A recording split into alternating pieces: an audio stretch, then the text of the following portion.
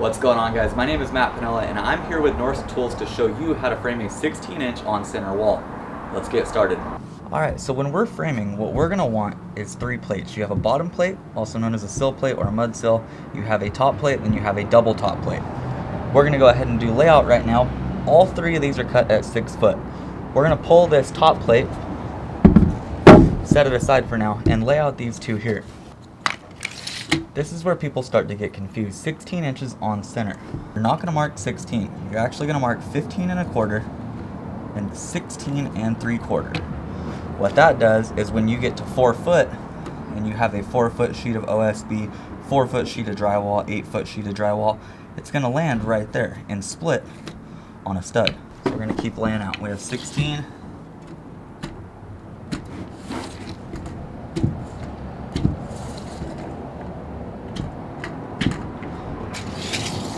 Now remember, when you're framing, you always have a stud on your end. If you don't have a stud on the end, what you're going to have is called a California corner. I'll show you how to build one of those in just a sec.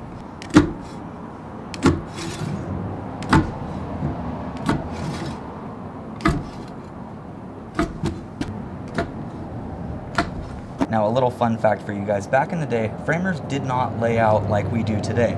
They wouldn't mark both sides of your stud. They would mark center, and that was it. If you couldn't put a stud on center, you shouldn't be framing. Alright, so we're going to go ahead and take one stud, put it on edge just like that. Take the other stud, lay it on top, flush up your ends, and then you want to make sure that's nice and flush there. We're going to go ahead and pin it all the way down.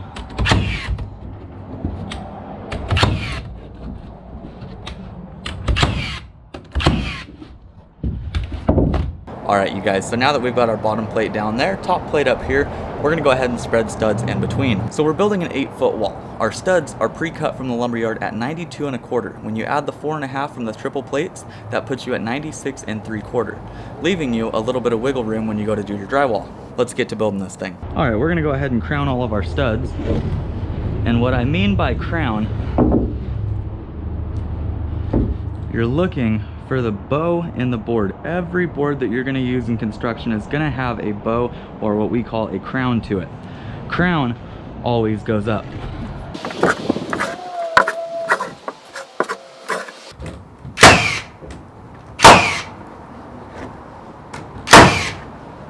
Now, a few things when you're framing your walls. You want to make sure that the top of your stud here is flush with bottom plate. If it's not, that's going to create a hump in your drywall. But you don't want your hands too close to that right there in the case that a nail pops through the top. Hold your hand back just a hair.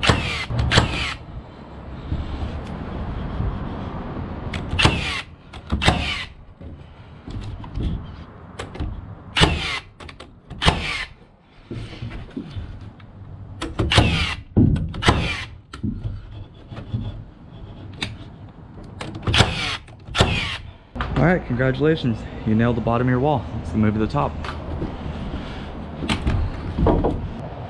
You want to make sure you're flush to the side right there.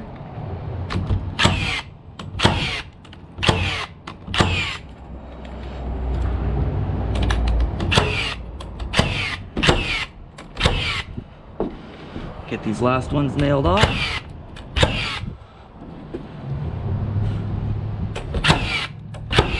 Bingo. Now we've got our double top plate. Always think about other trades while you're nailing off. For instance, if a plumber has to go through here with a pipe, the last thing he wants to hit is a nail going up. Bits cost a lot of money. So while you're nailing these off, a good habit to get in is nailing directly over the top of your studs where you already nailed. Once again, you want to make sure that this is flush with your other top plate as well.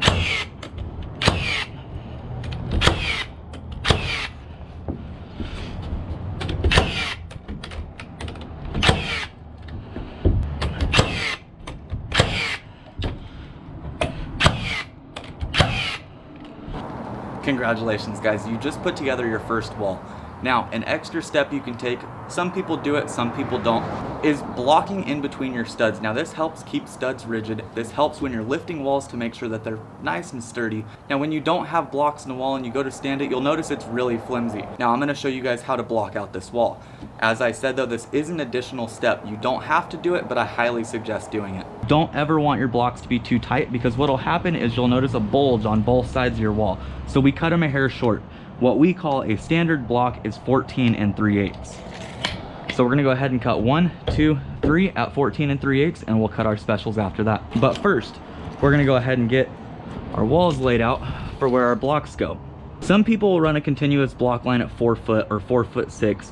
We run our blocks at 3'6", 4'6".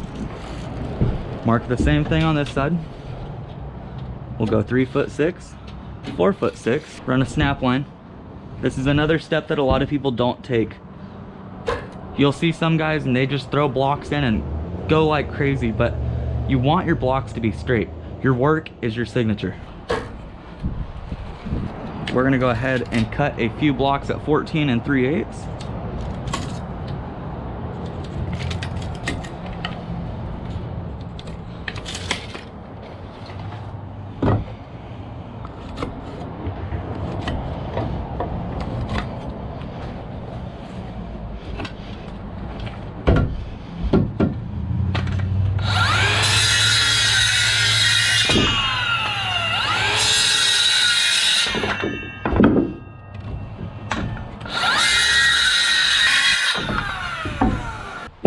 So we've got our block for there, there, and there. We're gonna go ahead and cut our special block for here and our last block there.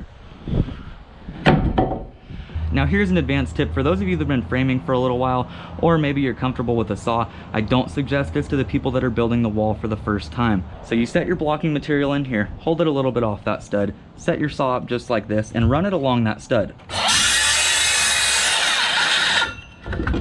They fit perfect every single time. Now we do have a 2x4 in here for our drywall backing with our Cali corner. You can go ahead and notch out that 1.5 by 3.5, or you can run your block sideways like that. Either or works just fine. For me personally though, I am gonna go ahead and notch it.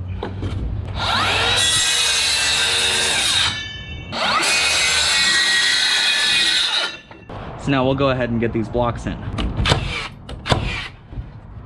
Same thing with blocks as top plate and studs. You want to make sure they're flush with all your material you're working with.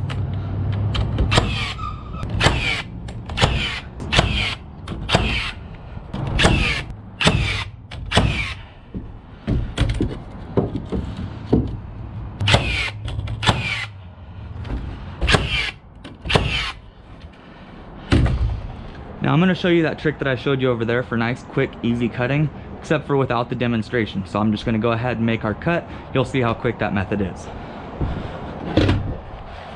Instead of getting out a tape measure, all that other gunk,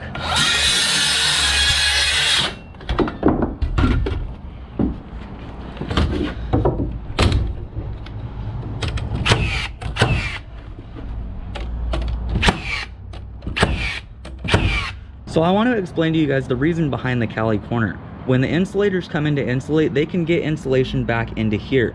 While if you were to do one stud here, one stud there with a little block in between here, that creates a dead space, and you don't want that with an energy efficient home. You will see guys use triple studs here as well. One, it wastes more material. Two, you are creating a dead space that isn't insulated. This is by far the best way to do it. The California corner is a perfect advanced framing technique for energy efficient homes. I highly suggest you use this method. All right, you guys, I wanted to congratulate you on building your first wall. A few things to point out. This is by far the best method of framing. With your staggered block line at 3'6" down, 4'6" and up, you were able to nail each one of those blocks in really, really easily. As opposed to if you had a block line ran at 4 foot all the way through, it would be a pain to nail. You end up toenailing them in, and it's never fun. All right, you guys, you have built your first wall. Congratulations. I want to give a huge shout out to Norske Tools for making this video possible. That's the saw blade I was using right there, the Reversa Cut, a saw blade that you can flip both directions and use. Incredible design. Check out their website right here for all of your saw blade needs. They also have a 13-inch industrial cutter that will blow your mind. Hardy lap siding, all that bad dust that you have to breathe in, No longer with this cutter. With the push of a handle, your cut looks like factory. Check out their website for all their products and more. That is all we have time for today though, guys. My name is Matt Pinella with Matt Bangs Wood. Thank you for watching.